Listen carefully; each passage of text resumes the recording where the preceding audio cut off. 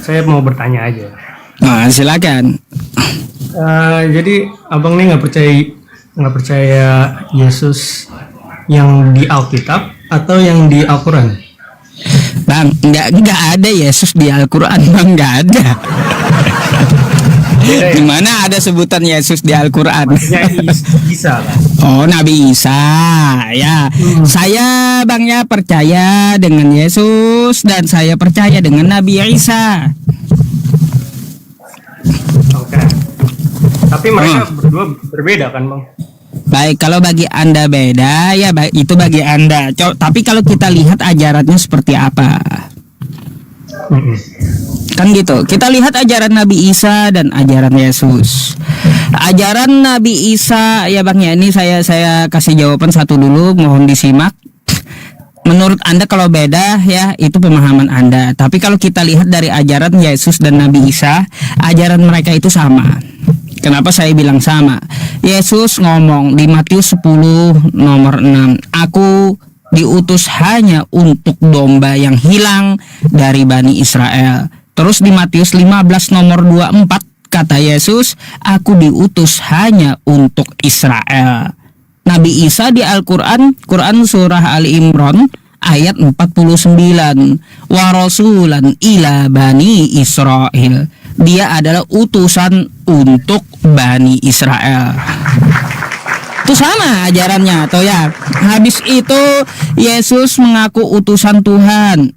Yohanes 17 nomor 3, "Inilah hidup yang kekal itu, mereka mengenal Engkau satu-satunya Allah yang benar dan mengenal Yesus Kristus yang telah Engkau utus." Itu ada di dalam Quran surah Maryam ayat 30. "Qala inni abdullah." Sesungguhnya aku ini, kata Nabi Isa, adalah hamba Allah. "Ataniyal kitaba." Dia memberiku kitab Injil. "Wa ja'alani nabiyya." Dan menjadikan aku seorang nabi. Sama, dia mengaku antara Nabi Isa dan Yesus sama-sama hamba Allah. Apalagi kalau Anda buka di kitab Anda di dalam Matius 12 nomor 15, judul perikopnya aja Yesus hamba Allah gitu. Jadi sama ada ajaran Yesus dengan Nabi Isa di Al-Quran. Selain itu Bang, di dalam Lukas 4 nomor 8 kata Yesus seperti apa? "Sembahlah Allah, hanya kepada Dia saja engkau berbakti." Ini 3 kali diulangi di Al-Quran yang dikatakan Nabi Isa. Quran surah Al-Imran ayat 51, Quran surah Maryam ayat 36, Quran surah Az-Zukhruf ayat 64. Apa kata Nabi Isa? "Innallaha huwa rabbi wa rabbukum fa'buduh, hadza shiratum mustaqim." Menyembah Allah, sesungguhnya Allah adalah Tuhanku dan Tuhanmu, maka sembahlah Dia, inilah jalan yang lurus. Sama perintahnya antara Nabi Isa dan Yesus, sama-sama menyuruh menyembah Allah, Bang. Satu lagi sebelum Abang tanggapi. Orang yang menuhankan Yesus itu akan dihakimi. Orang yang menuhankan Nabi Isa akan dihakimi Nabi Isa. Sama dengan Yesus menghakimi penyembah-penyembahnya. Orang yang menyembah Nabi Isa akan dihakimi Nabi Isa. Sama lagi dua-duanya. Yesus di dalam Matius 7 nomor 22 sampai 23. Apa yang dikatakan Yesus? "Tidak semua orang yang berseru kepadaku Tuhan, Tuhan akan masuk dalam kerajaan surga." Kan kayak gitu. Melainkan ia yang melakukan kehendak Bapakku di surga. Terus kata Yesus lagi, ya, "Tidak semua orang yang berseru-seru kepadaku Tuhan, Tuhan, yang memakai namaku, yang mengadakan mukjizat pakai namaku, terus melakukan penyembuhan pakai namaku. Tidak semua orang itu akan masuk dalam kerajaan sorga." Maka kata Yesus, ya, "Pada hari akhir aku akan berterus terang kepada orang yang menyembah dan memakai namanya." Seperti apa dia berterus terangnya? Bahwa Yesus mengatakan, "Kalian tidak kukenal, kalian adalah pembuat kejahatan," kata Yesus. Jadi yang menuhankan Yesus, yang menyembah Yesus, yang memakai nama Yesus, Yesus di hari akhir akan mengusirnya. Di dalam Matius 7 nomor 22 sampai 23. Nabi Isa juga seperti itu. Di dalam Quran surah Al-Maidah ayat 116 sampai 117. Allah di hari kiamat ya akan memanggil Nabi Isa. Lalu Nabi Isa ini dihadapkan kepada para penyembahnya. Langsung dihakimi Allah, langsung ditanya Allah, "Idz qala Allah ya Isa bin Maryam, a anta qulta lin-nasi ittakhiduni wa ummi ilahaini min dunillah." Hai Nabi Isa, kata Allah di hadapan para penyembahnya, apakah kamu dulu menyuruh manusia sewaktu di dunia untuk menyembahmu dan ibumu? Maka Nabi Isa menjawab, qala subhanaka ma yakunu li an aqula ma laisa li bihaq. Ya Allah, aku tidak pernah menyuruh manusia untuk menuhankan aku. Enggak pernah, tidak patut perkataan itu yang bukan hakku aku ucapkan. Lalu kata Nabi Isa, ma qultu lahum illa ma amartani bihi an ya'budullaha rabbi wa rabbakum. Aku tidak pernah menyuruh manusia untuk menuhankan aku, untuk menyembah aku, kecuali aku menyuruh manusia untuk apa? An ya'budullaha rabbi wa rabbukum. Menyuruh menyembah Allah Tuhanku dan Tuhanmu. Tuh, sama ajarannya. Jadi kalau menurut Anda oknumnya beda, itu pendapat Anda. Tetapi kalau kita lihat ajaran Yesus dan ajaran Nabi Isa itu sama, Bang. Jadi seperti itu. Ya gini Bang, mungkin bertukar pikiran sama Abang, dan saya ingin menyampaikan bahwa konsep Anda terhadap Yesus mungkin berbeda dengan orang Kristen, karena kita percaya bahwa ada nubuatan dari Yesaya. Saya memang tidak pakar dalam ayat ya, atau hafal ayat. Jadi sudah dinubuatkan bahwa dia akan menjadi korban yang sempurna, dan korban yang sempurna hanyalah Yesus untuk menebus dosa kita. Dan baik, kita percaya. Bang, boleh saya tanya dulu, itu Yesaya berapa gitu?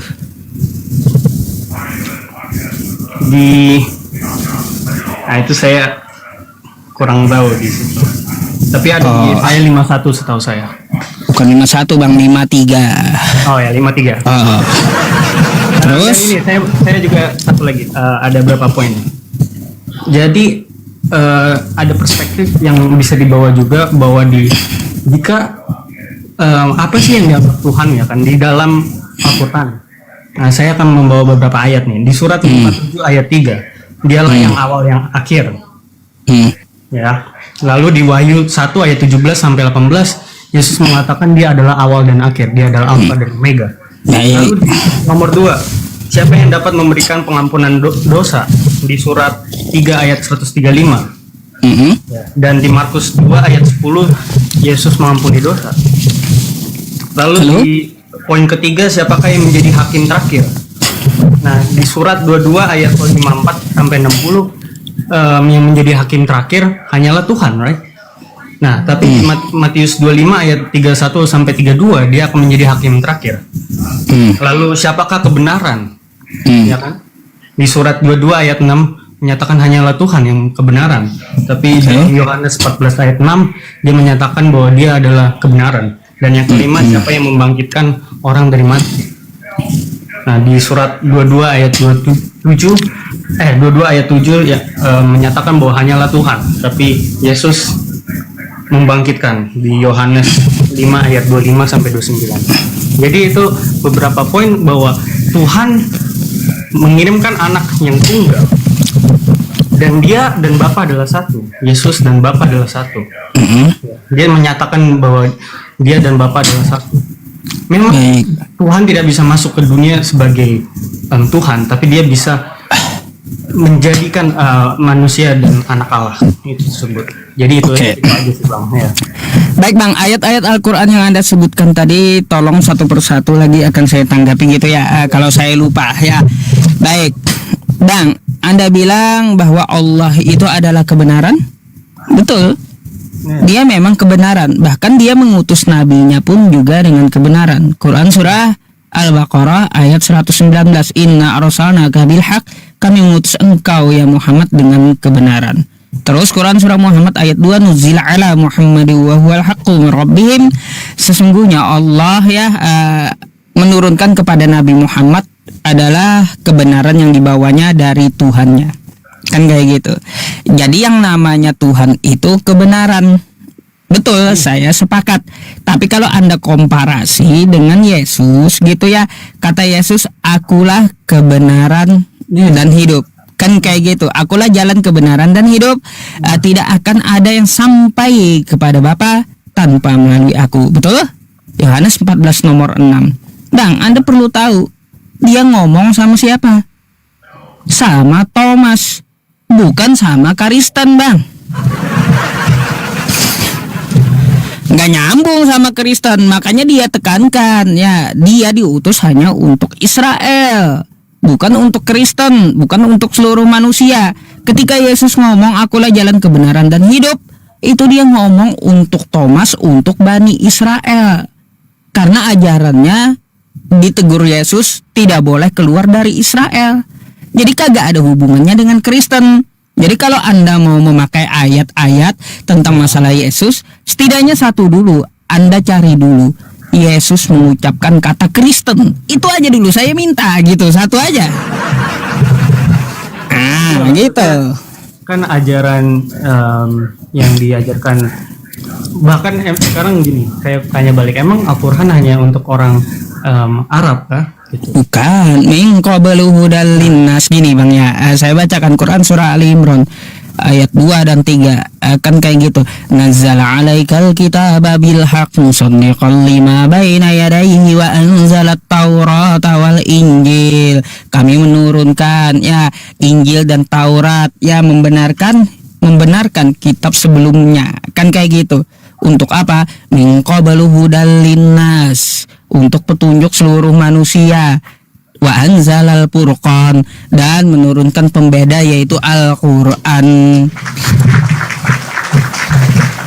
Gitu. Jadi Al-Qur'an itu untuk seluruh manusia. Jadi, ada gitu klaimnya gitu Bang. Injil bukan untuk seluruh manusia. Kalau Injil untuk Bani Israel, bukan untuk seluruh manusia. Tapi di Al-Qur'an mengatakan bahwa Injil adalah cahaya dan kehidupan. Betul, Quran yang Anda bawa itu Quran surah Al-Maidah ayat 46 sampai 47. Di dalam Injil ada petunjuk dan cahaya. Maka dari itu ayat 47-nya ambillah hukum sesuai dengan Injil. Kan kayak gitu. Lalu di mana petunjuk? Anda imani Injil nggak? Baik, saya imani itu Injil Bang. Di dalamnya ada petunjuk dan cahaya. Sudah, itu jawabannya untuk seluruh manusia. Baik, sabar dulu Bang. Ya. Di dalam Injil ya ada petunjuk dan cahaya. Lalu ambillah hukum menurut Injil. Injil itu untuk Bani Israel. Yang Anda bawakan itu Quran surah Al-Maidah ayat 46 sampai 47. Tapi sayangnya petunjuk dan cahaya itu di ayat 48-nya dipelihara dalam Quran, bukan dalam kitab Anda, bukan. Oke, sekarang gini. Satu lagi Bang, satu lagi belum selesai. Jadi Bang ya, yang dinamakan Injil itu bukan kitab Anda. Kitab Anda itu adalah Bible. Injil itu adalah pewahyuan yang diturunkan kepada Nabi Isa atau Yesus. Kalau kitab Anda itu adalah catatan-catatan dari wartawan melalui penyelidikan. Contohnya di Lukas 1 sampai 3. Jadi kitab Anda itu bukan Injil, tapi Injil itu adalah yang diomongkan Nabi Isa. Gitu bedanya. Oke, Anda bilang Injil itu hanya pewahyuan, tapi Islam muncul 600 tahun kemudian dan Injil dicatat oleh para rasul, kan, para murid Yesus. Dan Anda maksudnya Anda mendapatkan dari mana bahwa itu bukan Injil yang kita pakai sekarang, bukan catatan-catatan dari murid Yesus. Dan satu lagi untuk menanggapi kalau Injil bukan untuk seluruh manusia, perintah terakhir Tuhan adalah jadikanlah semua orang muridku dan baptiskanlah dalam nama Bapa, Putra dan Roh Kudus. Itu dalam saya lupa. Tapi intinya itu merupakan perintah Yesus untuk jadikanlah seluruh manusia muridku, dan mereka tersebar ke Eropa, ke India, dan mereka mati semua demi Yesus. Oke. Bang, jadi kayak gini, yang Anda katakan itu ya kata Yesus ya, jadikanlah semua bangsa muridku, kan betul? Iya. Iya, semua bangsa muridku. Ada dia bilang di situ, jadikanlah semua bangsa penyembahku. poin. Kan enggak, beda berarti. Enggak ada Yesus ngomong jadikanlah semua bangsa penyembahku, enggak ada. Jadi yang dikatakan oleh Yesus itu jadikanlah semua bangsa muridku. Anda bisa lihat ya, apa yang kita lihat terjadi di kehidupan Yesus. Dia mempunyai 12 murid yang semuanya bangsa Israel. Nggak ada juga kalau Anda lihat ke sekolah ya Bang ya, ke sekolah kita tuh ya, SD, SMP atau SMA ya, atau di ponpes pun atau di sekolah apapun, nggak ada guru nggak ada murid nyembah guru Bang, nggak ada. Nggak ada. Setahu saya ada apa, salah satu dari murid bilang, engkaulah Tuhan. Pokoknya ada pernyataan dari murid yang menyatakan, dan Yesus memang tidak secara langsung menyatakan menyembah, tapi kita lihat aja dia dalam keledai, dia jalan dengan keledai tersebut, dia disambut, seperti disembah gitu. Baik Bang, jadi gini, itu kata Thomas kan gitu. Kata Thomas itu bukan menyebut Yesus Tuhan, bukan. Tapi gini, Thomas itu berkata seperti orang terkejut. Kayak gini, ketika saya ngomong innalillahi wa inna ilaihi rajiun, astagfirullah, masya Allah, kata saya, kan kayak gitu. Lalu teman saya membenarkan, ya masya Allah, kata teman saya, betul, masya Allah, karena kehendak Allah. Begitu pula ketika Thomas itu ngomong, ya Allahku Tuhanku, kata Yesus, betul Thomas, betul apa yang kamu katakan. Jangan ya Yesusku. Wah, beda konteksnya di situ. Gak ada Thomas ngomong ya Yesusku lalu dibenarkan Thomas, gak ada. Tapi kata Thomas, ya Allahku Tuhanku, lalu dibenarkan oleh Yesus. Betul gitu. Kamu harus kepada Allah saja berbakti. Itu kata Yesus, bukan kepada dirinya. Gitu maksudnya. Terus berkaitan tentang nubuatan nebus dosa, kata Anda Yesaya 53. Bang, bermasalah kalau Anda bawa ayat itu. Kenapa saya bilang bermasalah Anda bawa ayat itu? Itu ya bukan untuk Yesus. Karena di situ deh Yesaya 53 nomor 10-nya Bang ya. Orang yang menjadi korban tebusan dosa itu, dia akan melihat anak-anaknya tumbuh besar. Kalau Anda memaksa ayat itu ya, mana anak-anak Yesus dan istrinya? Nubuatan di Yesaya itu.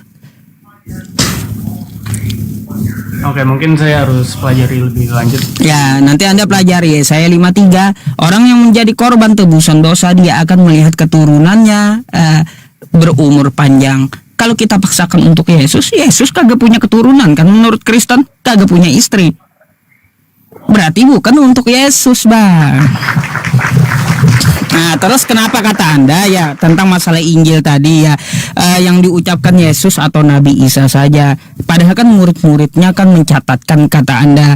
Bang, Anda bisa membuka Quran surah Al-Baqarah ayat 79 ya, yang bunyinya kayak gimana? Fawailul lilladzina yaktubuna al-kitaba biaydihim tsumma yaquluna hadza min 'indillah liyashtaru bihi thamanan qalila. Celakalah orang yang menulis kitab dengan tangan mereka sendiri ya, memasukkan ideologi cerita mereka sendiri ke dalam kitab tersebut, lalu mereka katakan hadza min indillah, ini dari Allah.